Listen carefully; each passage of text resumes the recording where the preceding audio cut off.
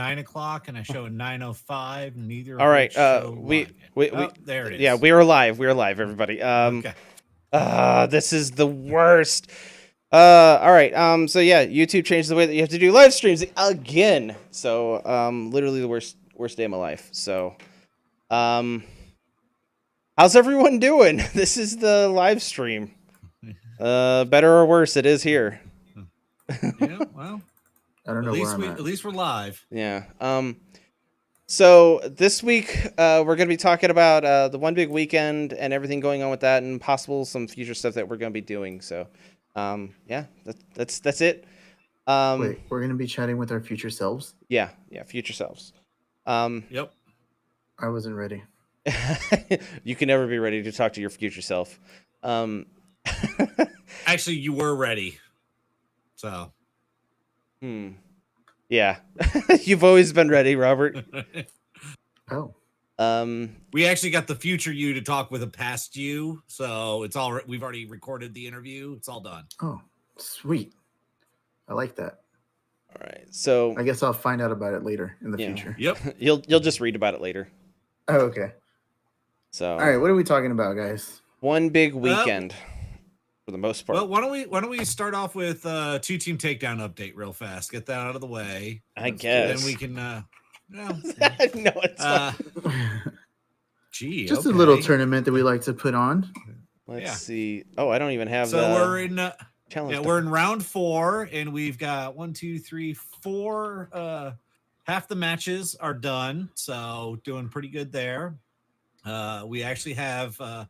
Our own likes for Mike's Michael Ingledew doing his match right now. So nice. While we are recording this, we will probably have the 5th match reported.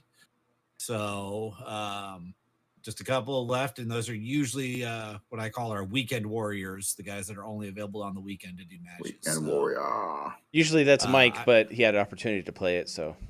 Yeah, Mike Mike was able to get his game in early, so. But as soon as those matches are done, we will roll straight into round 5, which is the final round. So currently, our leaders are Monkey 1985, Whipped Good, and Comics Mike. All are currently undefeated. Comics Mike has actually completed his match. So he's, of course, the current leader. And Monkey 1985 and Whipped Good are actually playing against each other. So the winner of that match will go against Comics Mike for the final. A pseudo semifinal. If you will. Yeah, if you will. And I will. All right. If you don't mind. Thank you. Yeah. So lovely. Best of luck to those guys. And then next, I know not last week, but a week before, you guys did a little bit of a analysis of some of the teams on it. But I think next week we'll take a little bit more in-depth look at the winning teams. So yeah, and next week we're gonna have Bodie on, so everyone look forward to that. Bodie. Mike actually had Bodie on his stream on Monday. So if you follow us on Twitch, you can go to our previous videos.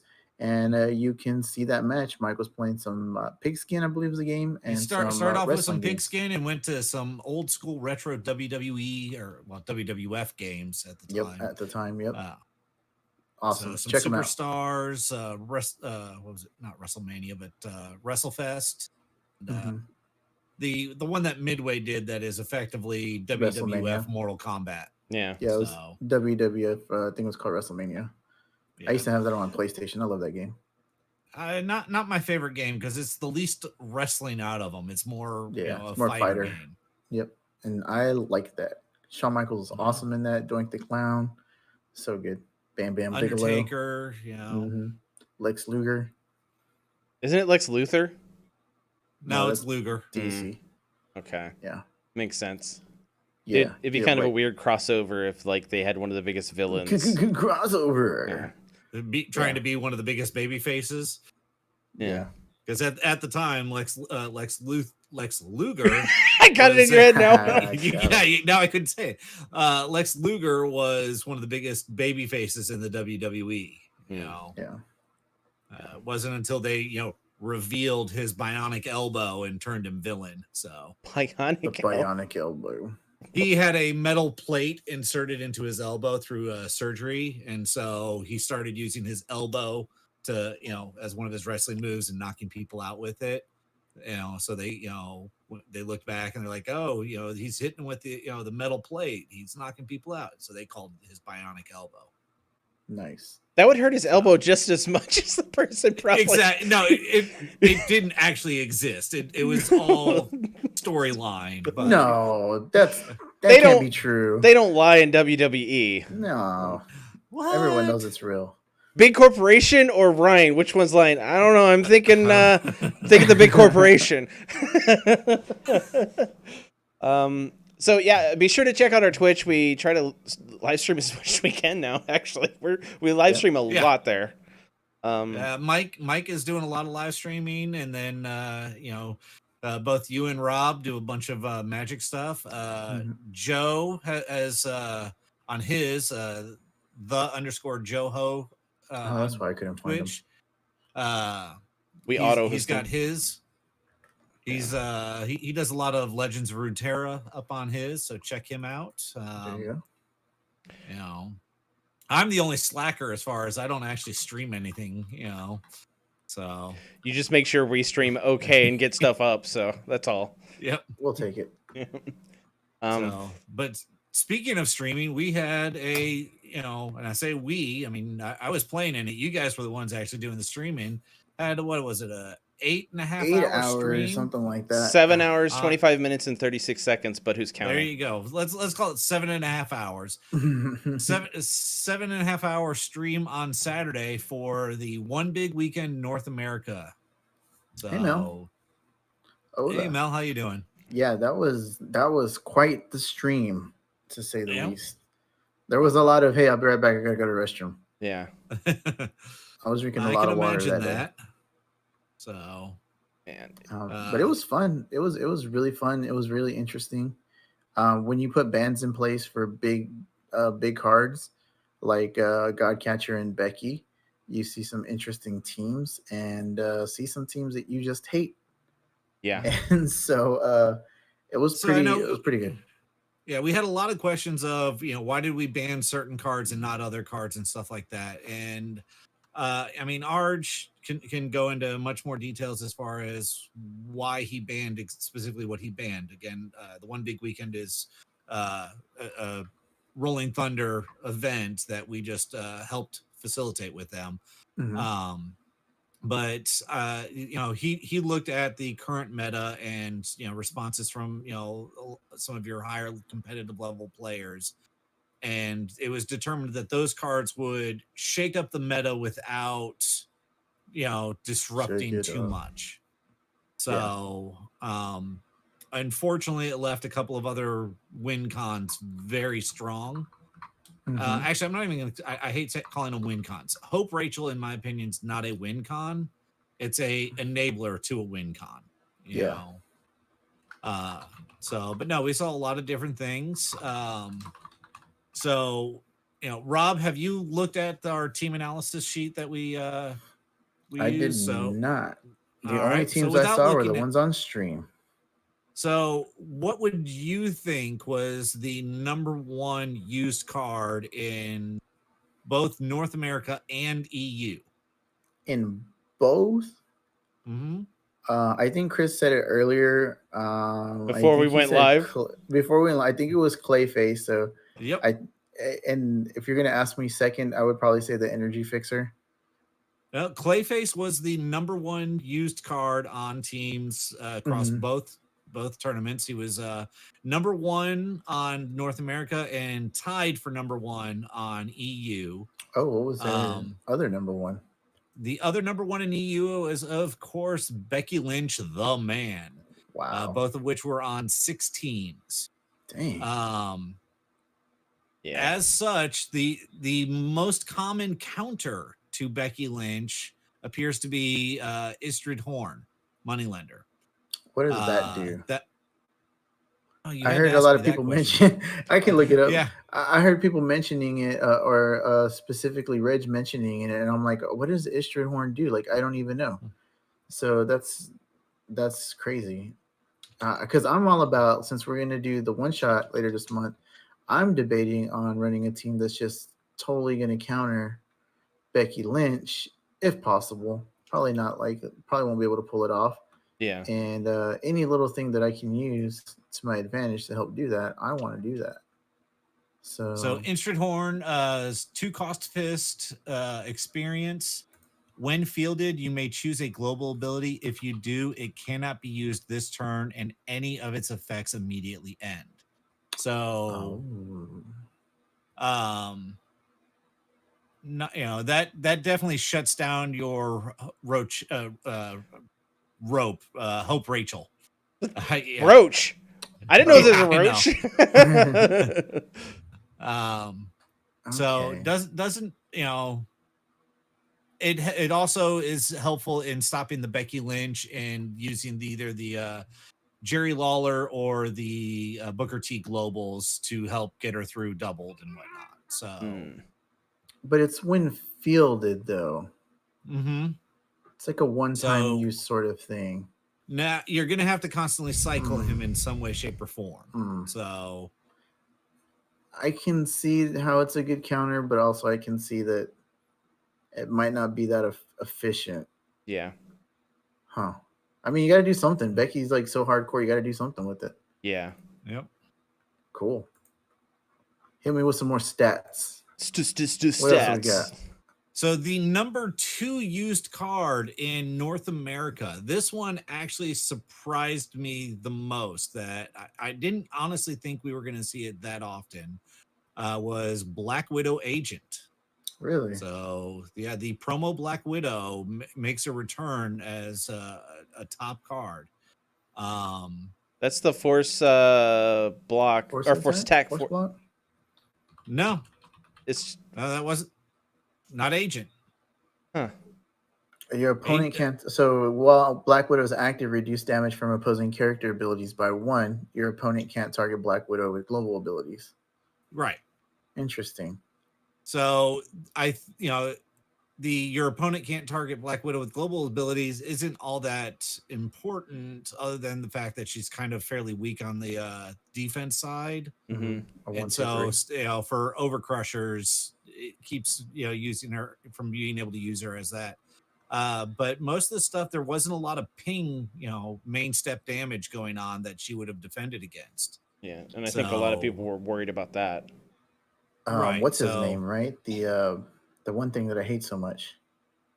Yeah, that one thing. A lot of things. So yeah. the thing with range. What is that thing called? Oh, Venerable Dreadnought. Yeah. Dreadnought. Yeah, that thing. Yep. I guess a lot of people were anticipating that, and I think the only person that we saw on stream with it was Reg. Yeah. Well, and to my knowledge, if I remember correctly here, let me find it. It was only on one team. Yeah, there was only the one team that ran Venerable Dreadnought in North America, and I don't think any ran it in EU. Wow. No, actually 2 ran it in EU. So interesting. Yeah. So I wonder why. Dreadnought's so powerful. I mean, over in EU, I can kind of understand. They had Becky Lynch, and they could just do damage that way and not worry about it. So, so Atlas is pretty much still confirmed the best, the most used method of ramp in the game. Yeah. 6 in North America and 4 in EU. Okay. Now, what I actually kind of expected to see a little bit more in the North America, which really was non-existent, was Atlantis. It was Atlantis Global? Well, Atlantis, period. So Atlantis City and Stronghold was only on 3 teams in North America and was on 5 teams in EU. So, well, we did get to see it on stream. For sure, we saw it in someone using Atlantis. I don't remember who it was. Yeah. But somebody did have it. Be sure to check out our videos. We'll watch it along with you to remember what happened. Yeah, we hadn't get a chance to re-watch all of the matches. There was just so many. There was 7 matches that day. Yeah. Yeah. I've watched them all a few times, but that's because of editing. But yeah. Yeah. But yeah, so Hope Rachel was on 5 teams in North America. Yep. And we saw 3 of those on stream. Let's see how many was she on any teams actually in EU? I want to say they said there wasn't. Well, Hope herself was on 2 teams. Mm-hmm. But I don't think she was paired with Rachel. So interesting. I wonder what caused the EU players to not go that route. Is it just because Becky Lynch was available and that combo might be too slow, or they just agreed it's definitely like that it's too slow compared to Becky Lynch. Gotcha. I mean, again, you only had 6 teams running Becky Lynch. You know, is it slow?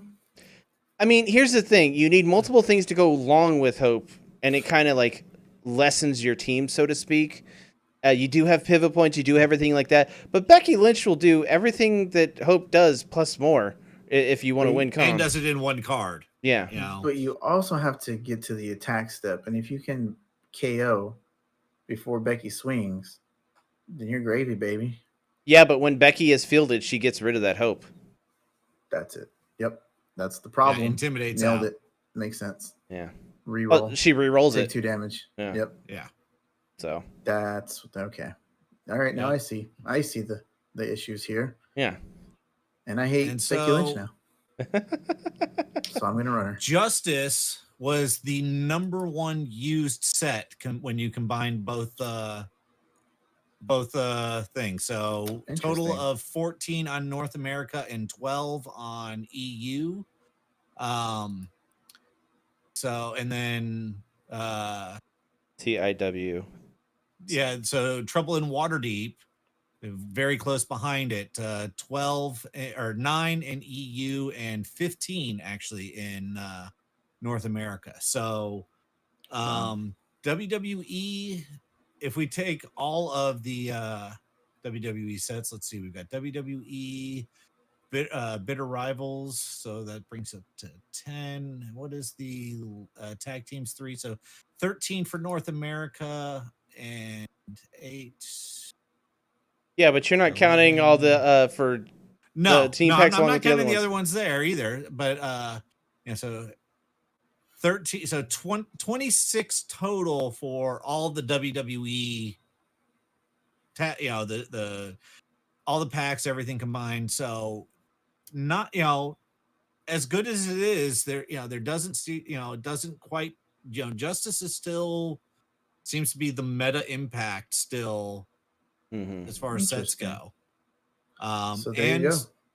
D&D always seems to have a serious meta impact, and I think a lot of people were, especially considering we banned Godcatcher. Yeah, and did we even see a Godcatcher in EU? I don't think so. Sure.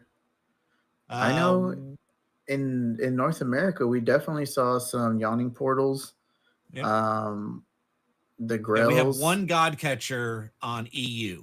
That was it. Nihilor Global, Energy Fixer, Brain Puppies. So there's some cards in that set that are worth, the set's worth getting just for those cards if you want to be competitive. And those cards are going to be around for a while, and they're going to be they're great tech pieces. For any of the sets coming out. So definitely worth checking out. Worth adding to the collection if you can.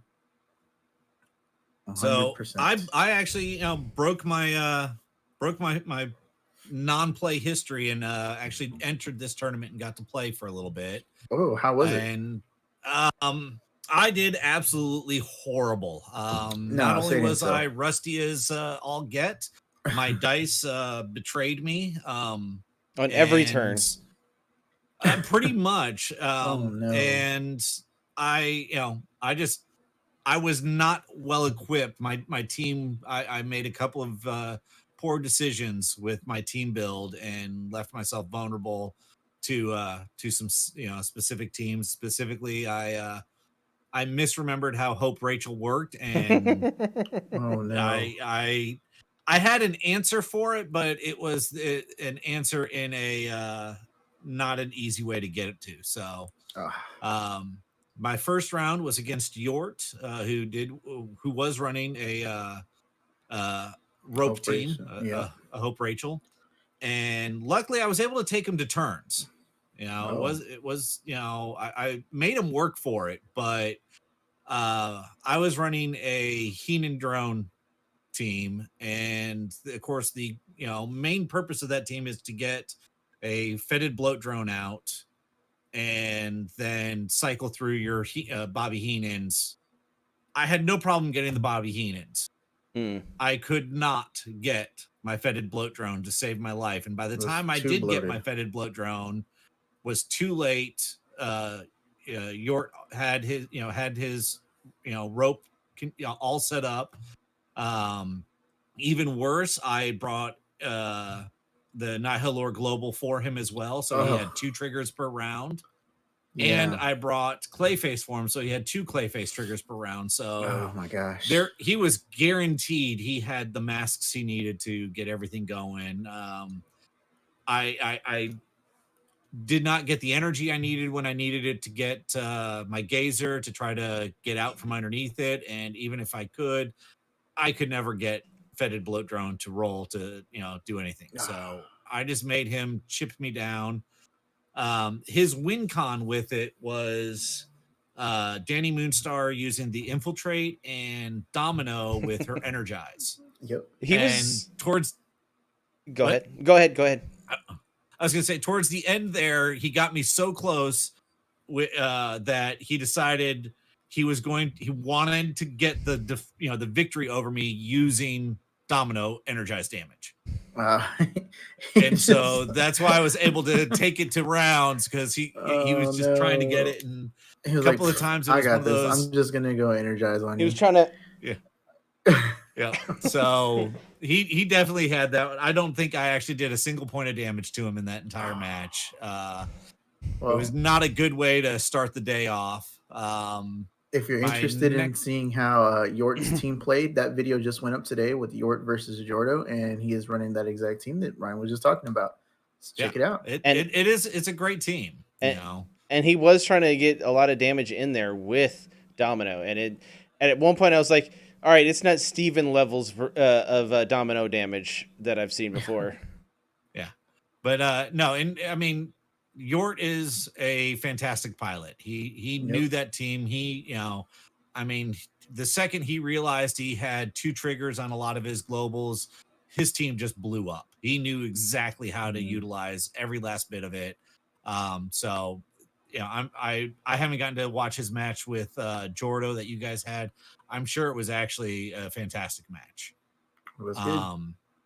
So my second round, who did I play on my second round is the big question. I don't remember that one very much. Oh no, was that bad? A horrible showing on my part. So bad, I decided I never wanted to remember it ever again. Pink Frankenstein. Pink Frankenstein. So return to Dice Masters tournaments for Pink Frankenstein, I believe. Yep, it was his return match, and I never once got fetid bloat drone to roll character face in that match. Throw that die away. At that point, I think I got it once in my match with Yort, but because he had the rope set up there, it was instantly KO'd before I got to do anything with it. At one point I purchased a second fetid bloat drone to try to get one to come out, and it just wasn't happening. It was, I think I finally got it to get him in the field, trigger once, and I dealt 4 damage to him. And I was like, you know what? I'm taking it as the victory. I actually dealt damage. I got my combo to work. We're good. So nice of you to welcome Pink Frankenstein back with his one and only win. So moving on to round 3 was against Scoot. I don't actually remember what Scoot's team was on this one because, again, it was another train wreck of a performance on my team. Cool. That was round 4, round 3. Yeah, individuals. What was Scoot's team here? Scoot. It was in Istridhorn, Atlantis, Scarecrow, Blob, Clayface, Atlas, Thanos, Booker T, and Jerry Lawler. Yeah. So his roles were absolutely perfect on this. Every time he had to roll the Thanos character die, it rolled on level 3. And he had there's one time I was able to throw up a blocker and block against it. After that, it was all done. Everything it was just writing on the wall. I did get my fetid bloat drone and Bobby Heenan's going, but he was doing a great job of keeping his field non-existent. So there was nothing for me to force to block to deal the damage. So he played perfectly against my team. He had great rolls. It was absolutely fantastic on his part. And I think that was my quickest match of the day. I think we were done within 5 minutes. Wow. It just was. That's why, again, I'm not saying it was a bad match. Just it was hard for me to remember because I blinked and it was over. And then round 4, you're on Ross's stream, and Ross actually has that up on his YouTube. Yep. My one and only win for the day. So Ross apparently was my good luck charm for the day. Yeah. That was the kind of I had my Scoot moment. Everything went absolutely perfect for me. Every die rolled exactly how I wanted it, except at one point. But it was one of those. At that point, the game I already had the game. It was just kind of going for overkill. So, definitely was a fun game on that one. And then went into my last round and.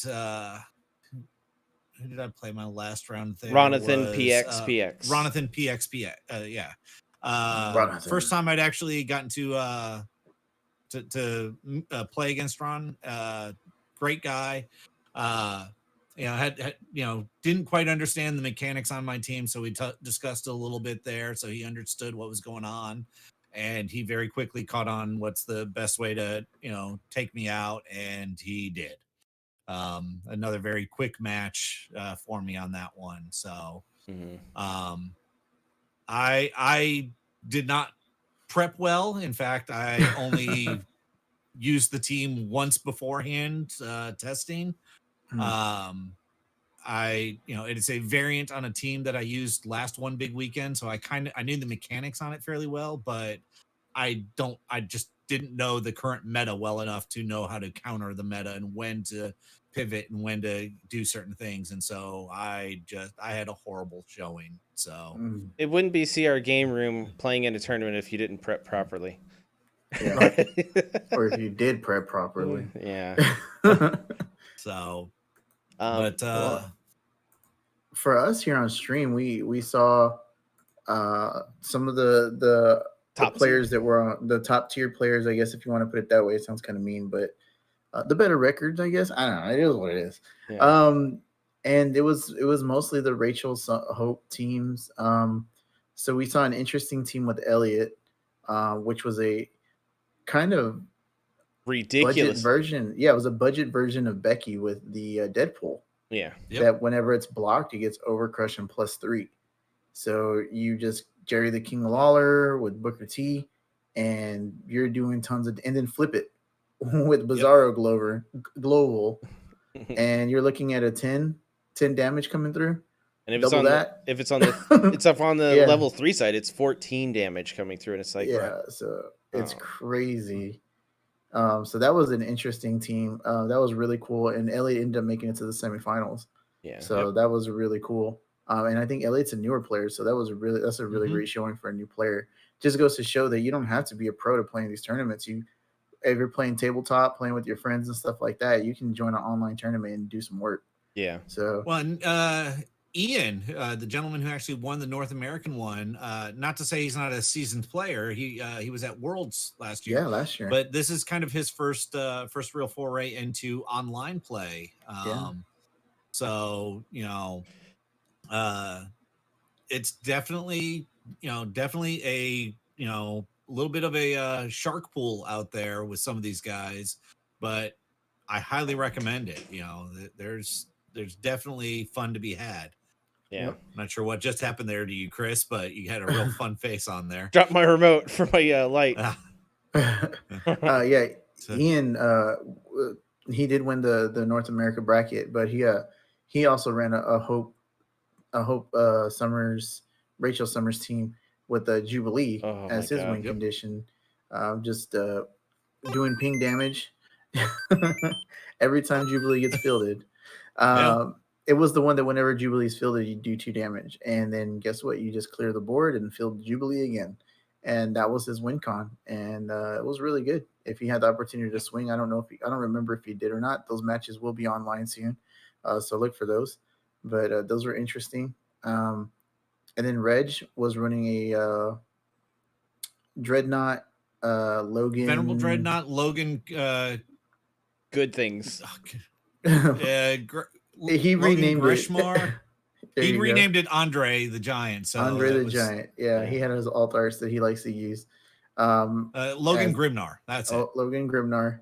As his win condition, unfortunately, he just could not get past the Rachel Hope combo of board clear to get in there with them big punchy boys. And it was just like, well, looks like I can't do anything. This match is over. So he actually threatened him with quitting if he rolled it again as like a joke. Yeah, and it just happened. As Reg called it, his low sodium salt. Yeah. I mean, it is a frustrating team to go up against. It's honestly, to me, I get it. This is a tournament competitive play. You have to play what works, and that works, but it's not fun. Man, it's not fun. It's not fun to be on the receiving side of it. Yeah. But again, the team I was playing in theory was doing the same thing. I just was doing it during the attack step. So I really can't complain too much about the mechanic because you know. I mean, I get it, but golly. The fact that you could do it on any time and just anytime negate you a turn. Access to global, you could trigger it. And you negate someone's turn altogether. That's just honestly, you're not allowing someone to play Dice Masters, if you ask me. Right. So, I don't like that. Reg at one point was moving his dice directly over to the used pile, or directly over to the KO pile. And and I've paid to field it, and it goes to the KO. And it's like, well, he's not wrong because that's exactly what's going to happen. Yeah, right. I mean, Ian was, there was mask makers. Just the man had enough, masks to do whatever he wanted at times. It just, well piloted, well played, well constructed team all around for both of them. But Ian came out on top there. So well-deserved win on his part, because that was as annoying as we're gonna say it was a well-piloted team, and he played it better than anyone else in the field, in my opinion.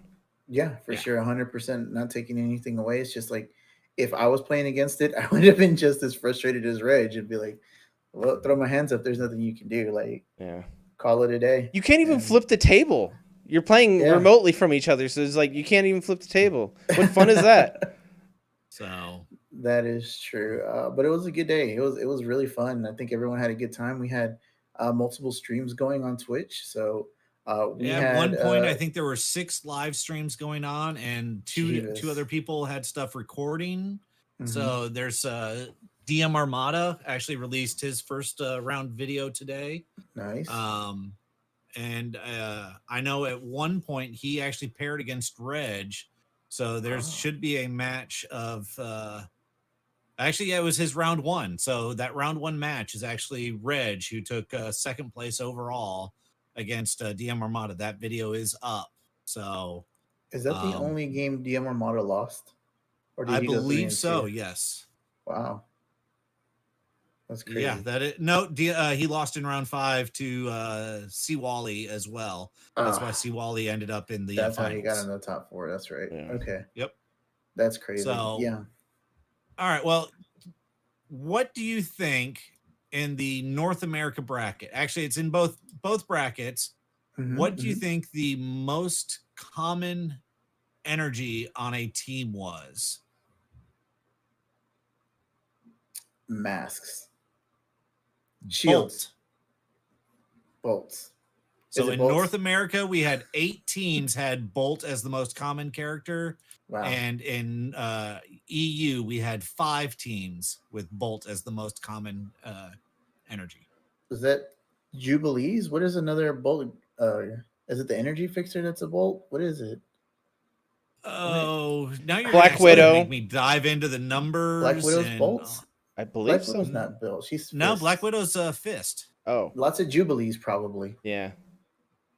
I know there was a lot of Jubilees on what we saw on stream, for sure. I don't know. We're pointing that out, right? You probably should have the answer. I was just looking at the random numbers I have on there, for other random trivia and whatnot. I know Grails are bolts, right? Yeah. I think Grails are bolts and the Jubilees bolts. We saw a lot of Grails on stream, or it could have just been one team that we saw multiple times. Yeah. Intellect Jubilees. Devourer actually appears to be one of the reasons why Bolt was used quite often. Brain puppies. Yep. There goes. There's Ronathan. He's trying to give you props for having a good match, but we all know that was not the case. You had a good. Give him props. Yeah. Thank you for the attempt at salvaging what little of my ego's left from that, but no need, man. You had a great match on that one. You definitely deserved that win. So yeah, Matt, you haven't missed anything. We were just listening to Ryan's woes. Yeah, as he limped through the competition, and just talking about some of the stats and things like that. Mm-hmm. But yeah, I figured the energy fixer would be on a lot of teams. Yeah, that's crazy. I mean, that along with Jubilee. People bring the before the rotation, they brought the specific energy fixer they needed for their team, so they could always roll what they needed to. So there's that. So yeah. Yeah, Ronathan's saying they got really lucky. Yeah, the luck was getting paired up with Ryan after that. That was it. You didn't need any. Yeah, you didn't need any luck after you got paired against me. You're good. No, no. I mean, it is a dice game. There's always an element of luck. I mean, Rob, we jokingly call it the Rob rolls with you, and one of our other local players, Stuart, is always known for doing the most with the worst. It's you've got to be able to roll with those bad rolls, and yeah, I definitely could not on that day. So, but not this day. Not today. He needs some milk. So yeah, that was basically the tournament. We're gonna be putting it on our one shot not this weekend, but the next weekend. But Jordo is gonna be him and his crew, the DM North people are gonna be Dice Masters North are gonna be putting on a great 1-day tournament. You need to check that out. You can go to their website, check that out. Jordo, you want to put that in the chat so people can see that and go to that. But the week after that, we're gonna be having ours, and we've only had 5 people sign up. So May 30th. Plenty of room still for that one. Make us have more room. Make us do it. Yeah. Last time we expanded from 8 to 12, so the more the merrier. Yeah. Yep. Hey, I'd love for us to push it all the way up to 16. Yeah. So. But yeah, Team of the Month is this weekend. So go, Jordo, by all means, please put up your link to the thing on that, because that's a themed build. There's usually some sort of theme you've got to build around. And then the following month on the 30th, or following week on the 30th, we've got our monthly one shot, which is a full red event. No bans, current modern. Go for it. So thanks, Ronathan. Yeah. Yep. Awesome. We saw you as the number 5 there, Ron. So yeah. Get more people sign up, the better. We were originally hoping to maybe have more of those this month, but with one big weekend and everything, we decided not to. But next month we may have there may be a monthly 2-shot. Oh, a 2-piece. We should call it that, a 2-piece. I think that's good. What I call it. Anytime there's 2 of anything, I call it a 2-piece. Doesn't matter what it is. So, so I'd say take a look at what went down in the EU bracket to get some ideas of what you need to prepare for that monthly one shot on the 30th. Yeah, EU is completely open, no bans or anything like that. So that's basically the meta right now, and that's what our tournaments are. They're competitive, high competitive play. No bans, no restrictions until we decide to do it otherwise. Since we're going to do a 2-piece next month, we may take one of them and do something fun with it, but we may not. Who knows? We haven't discussed it much, but personally, I would love to see it as a predecessor to our legacy event, and whatever team wins on that one adds to the ban list on legacy. I'm for it. I'm playing Hope Rachel. Let's talk about it. Let's have a little discussion about that. Let's talk about it. A little spoiler, but now I got everyone on my side voting for it.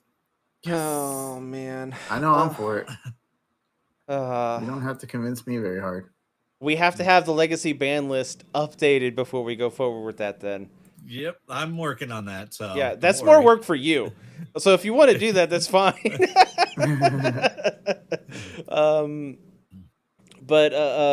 Yeah, the more events we can have, the better, because I get to edit and put videos up, and I really like doing that. So there's that, and we also get to live stream, and I really like doing that. So, and I like to organize events, so it kind of works out all around for us, Yeah, and I like turtles.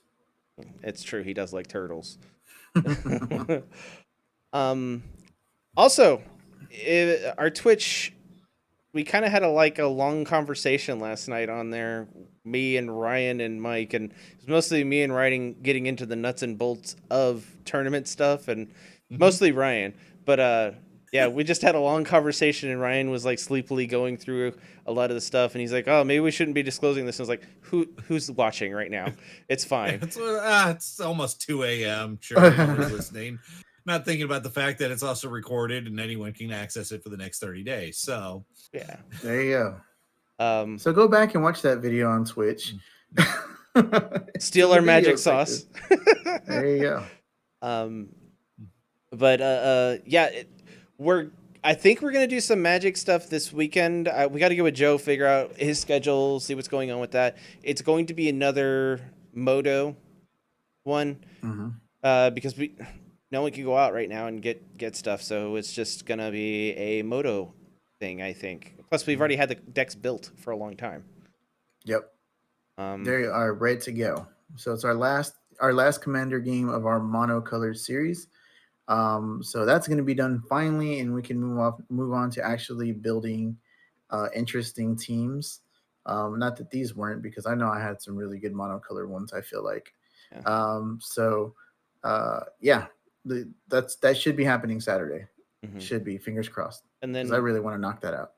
And then Monday, I think me and Mike are going to be trying to get everyone together to do some stuff on Memorial Day if they're available. It may be a Cuphead kind of day, and me and Mike just try to play through Cuphead as best we can. Oh, nice. And we also, there was unfortunately it's already expired, so we should have talked about it maybe more last week, but there was a Humble Bundle this last week with a bunch of digital versions of board games and whatnot that most of us picked up. So maybe we'll get something going with that this weekend too. Yeah. Is it over? I'm all about that. I thought you said it was over yesterday. When it's over. It had a day and something left on it. Nope. Okay. It's still got 15 hours left. 15 hours. So, all right. Someone spam out in the chat the Humble Bundle link. Got it. I'm on it. So if you're not familiar with what a Humble Bundle is, it's a manufacturer, whatnot, publisher, takes a bunch of their stuff and offers it to the organization Humble Bundle for deep discount. And they have a pay as much as you want section.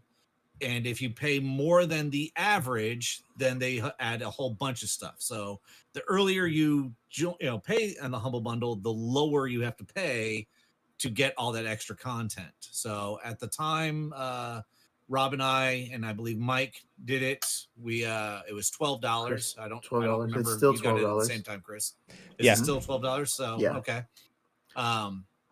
So yeah, $12 gets you all of these games and a whole bunch of their expansions, and they are all board game variants, digital board games that are designed to be played online. So the whole theme for this one was stay at home.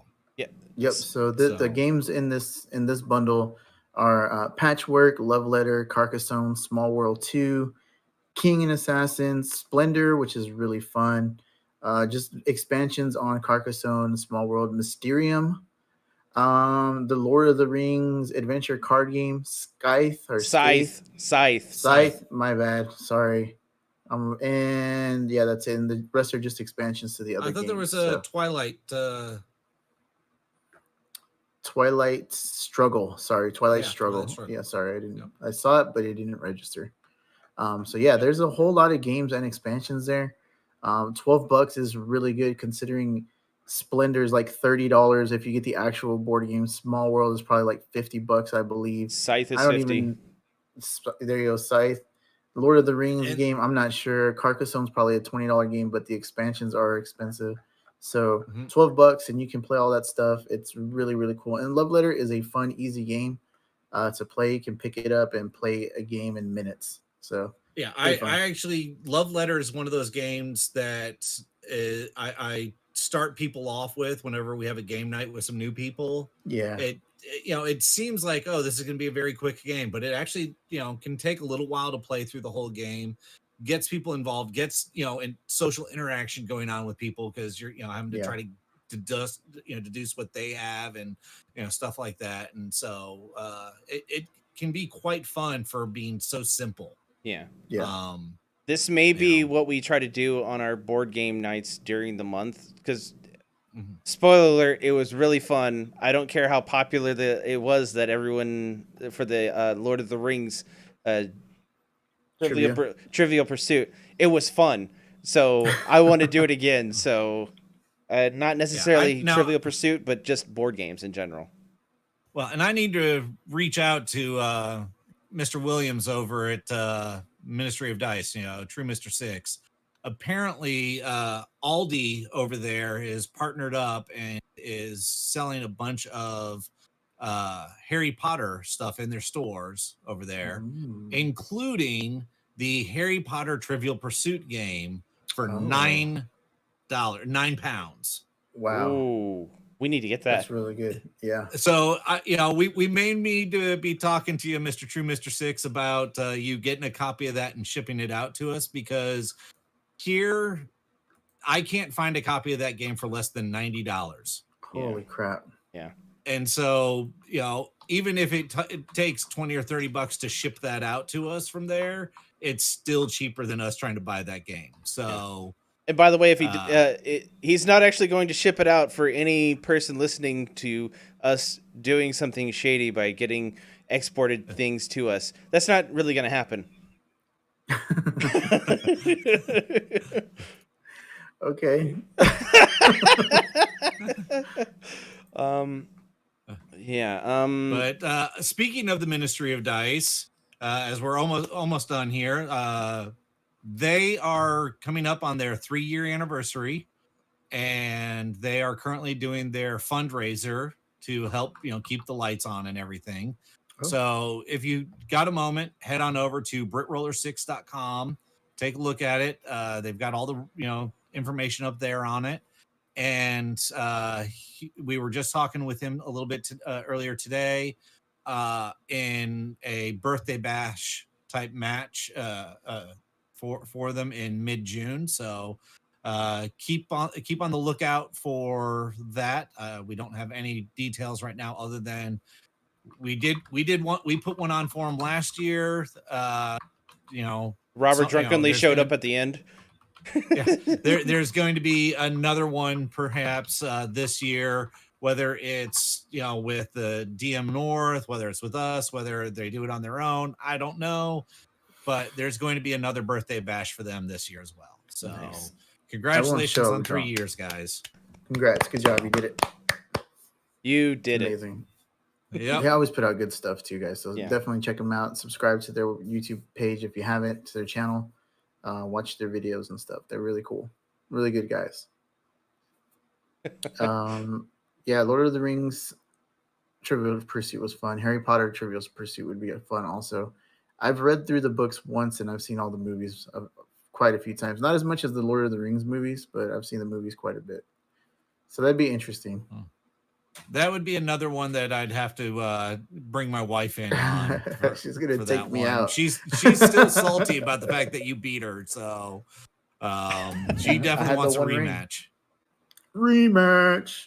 We could do a head-to-head match and see who would win, but Monkey did really respectful considering he got literally all the hard questions. He got the hardest questions, dude. I'm not gonna lie. Those were tough. And it was fun. Like, honestly, it was really fun. And then getting chat involved.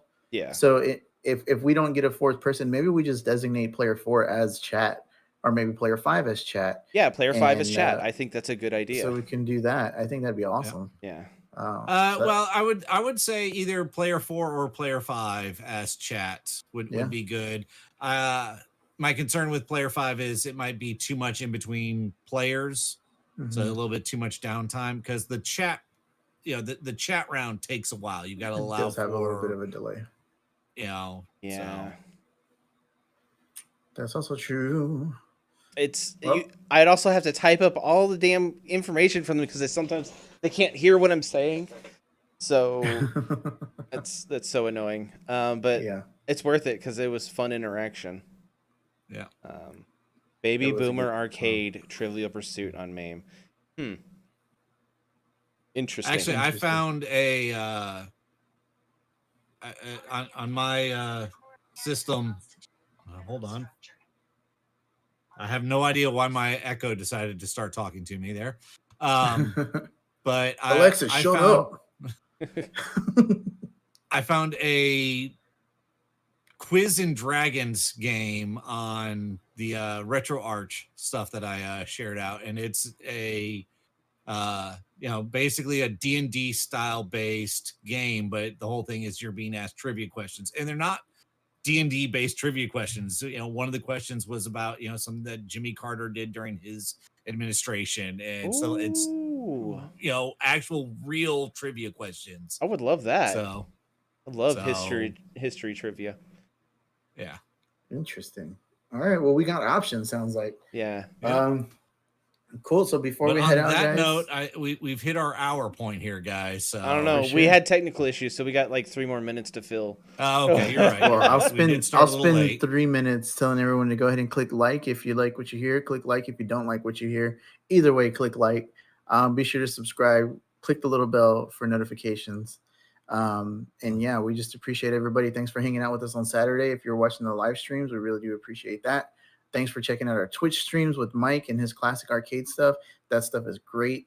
Sign up for the tournament.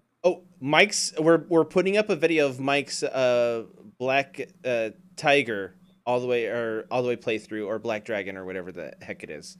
Black Tiger. Black Tiger. I'm editing it now. Had a little bit of an audio issue. I think I got it figured out, but we're going to be putting that out soon. And we're also going to have another outro and possibly intro with the fair and mighty Mike. So it's coming. Finally get him fully integrated here. The Snyder cut. Yeah, the Snyder cut. I'm ready for it. So, all right. Well, we can duck out of here a few minutes early, I guess. Let's do it. Let's get out of here. Thanks for watching, guys. Bye. Bye, everyone. That's going to wrap things up for us here in the CR Game Room. Check out our website, crgr.rocks, for all our latest info. There you'll find a link to help support us via Patreon. Follow us on Facebook and Twitter. Join our conversations on Discord. Be sure to like and subscribe. And as always, thanks for hanging out.